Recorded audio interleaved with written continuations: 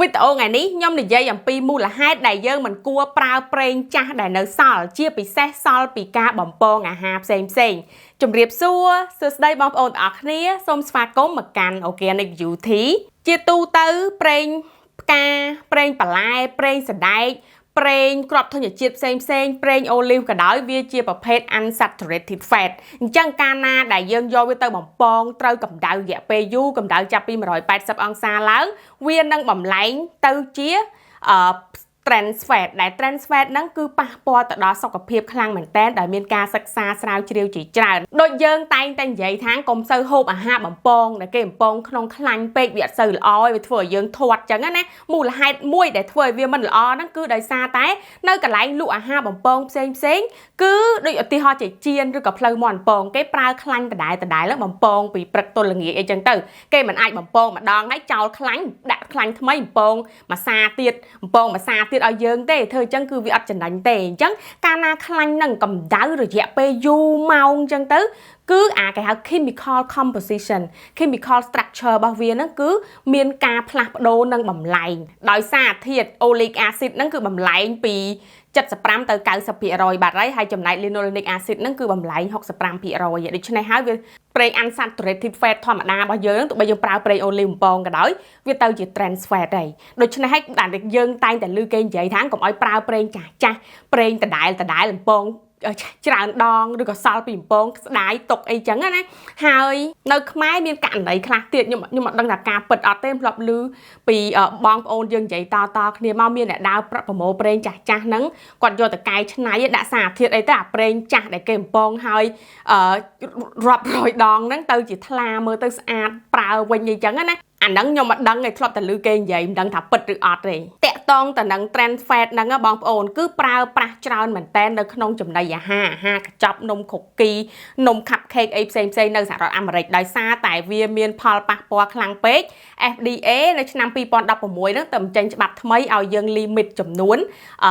trans fat ហ្នឹងកុំឲ្យប្រើច្រើនពេកមានការកំណត់ក្នុងការប្រើហើយច្បាប់ហ្នឹងវាទៅតែ effective មិនន័យថាអនុវត្តនៅឆ្នាំ2020នេះទេនិយាយទៅtrans fat ហ្នឹងវា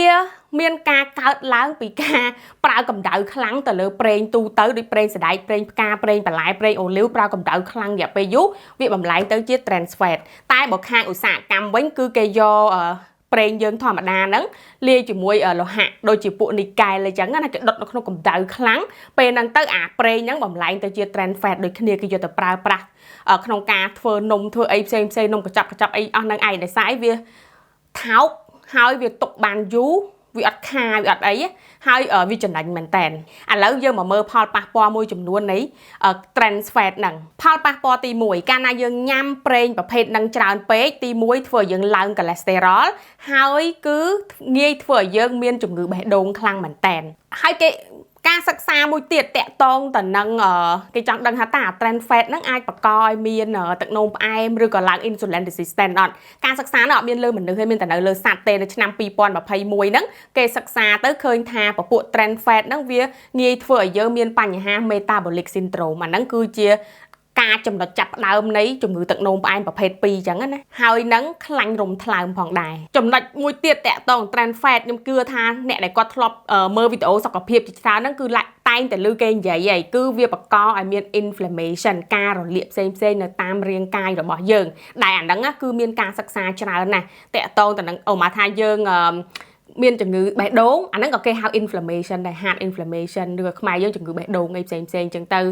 ថ្លើមមកបញ្ហាអីផ្សេងចង់និយាយថាមិនមែនហូបអាហ្នឹងទៅកើតអានោះវាភ្លាមទេវាគឺមួយផ្នែកដែលជំរុញទៅដល់បញ្ហាទាំងអស់ហ្នឹងផលប៉ះពាល់មួយទៀតក៏ធ្វើឲ្យយើងស្ទះសរសៃឈាមផងដែរការសិក្សាទៅលើអ្នកដែលមានជំងឺស្ទះសរសៃឈាមចំនួន111អ្នកឃើញថានៅពេលដែលពួកគាត់ញ៉ាំ trans fat ច្រើនណាគឺបង្កឲ្យមានបញ្ហាហ្នឹងហើយបើពួកគាត់មានអាហ្នឹងហើយញ៉ាំ trans fat ទៀតគឺធ្វើឲ្យកើនឡើងកាន់តែខ្លាំងចំណុចមួយទៀត ចុងក្រោយតាក់ទងនឹងជំងឺមហារីកការសិក្សាមួយនេះក៏គេនិយាយដែរថាគេរកឃើញតំណែងតំណងរវាងអា trans fat ហ្នឹងជាមួយនឹងជំងឺមហារីកផងដែរមិនមែនថាហូបអាហ្នឹងទៅបកកយមហារីកទាំងស្រុងទេតែវាមានតំណែងតំណងគ្នាសរុបមកវិញតើយើងគួរធ្វើម៉េចទី1យើងកុំហូបខ្លាញ់ចាស់តដែលដែលយើងនៅសល់ជាពិសេសយើងចៀនត្រីយើងអីនៅសល់ហ្នឹងយើងមិនគួរហូបវាទេព្រោះថាវាកម្ដៅច្រើនដងអញ្ចឹងណាទី2គឺព្យាយាមកាត់បន្ថយអាហារបំពងជាពិសេសយើងទិញតាមសាធារណៈដូចខ្ញុំនិយាយអញ្ចឹងគេមិនអាចបំពង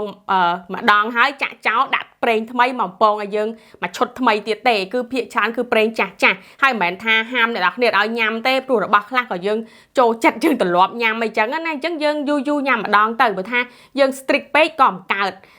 យើងបង្ខំខ្លួនឯងពេកធ្វើយើង stress កាន់តែចង់ញ៉ាំលើដើមដូច្នេះហើយយូរញ៉ាំម្ដងយើងដឹងថាវាអត់ល្អទេតែយើងកុំញឹកញាប់ពេកទៅបានហើយប្រហិតបំពងក៏ចឹងដែរបើប្រហិតវិញប្រើសារធាតុគីមីបូរ៉ាក់អីច្រើនហើយនៅអាប្រេងដែលគេបំពងនឹងទៀតគឺប្រេងចាស់ដដែលឡើងឯងហើយយកអត់ដឹងប្រភពប្រេងនឹងទៀតបើអ្នកលក់ខ្លះគាត់ទិញប្រេងថ្មីចេញពីផ្សារចេញពីអីល្អទៅអ្នកខ្លះមិនដឹងគាត់ទិញប្រេងមកពីណាជួនកាលប្រេងថោកដែលគេកែច្នៃអីយើងក៏អត់ដឹងដែរអញ្ចឹងព្យាយាមកាត់បន្ថយវាហើយបើអាចយើងធ្វើម្ហូបនៅផ្ទះញ៉ាំខ្លួនឯងវាជារឿងល្អសម្រាប់សុខភាពព្រោះយើងដឹងគ្រឿងផ្សំទាំងអស់ដែលយើងប្រើប្រាស់វីដេអូនេះគឺមានតែប៉ុណ្្នឹងទេអរគុណបងប្អូនអរគ្នាបាយបាយកុំភ្លេច follow page ដើម្បីទទួលបានវីដេអូល្អៗជាច្រើនទៀតអរគុណ